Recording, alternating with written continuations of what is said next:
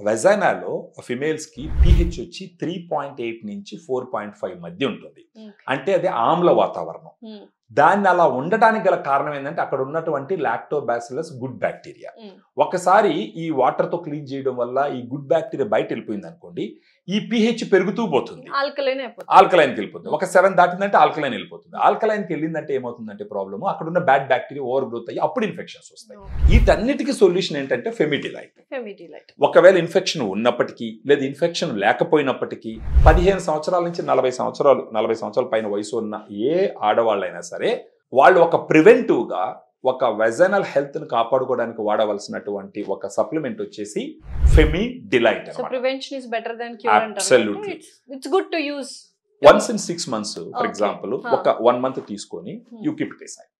ఆ తర్వాత 6 months తర్వాత again you take it for 1 month and keep it aside. దీని నుంచి ఎటువంటి సైడ్ ఎఫెక్ట్స్ కానీ లేదండి. ఇది FSSAI ప్రొడక్ట్ ఇది.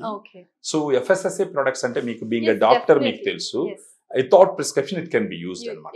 దీన్ని వాడడం వల్ల ఒక 7 days లోనే డిఫరెన్స్ తెలుస్తుంది అనమాట. ఒక 15 days లో వాళ్ళకి ఇరిటేషన్ తగ్గడము, ఇచ్చింగ్ తగ్గడము, నొప్పి తగ్గడము ఇవన్నీ కూడా తెలుస్తాయి అనమాట.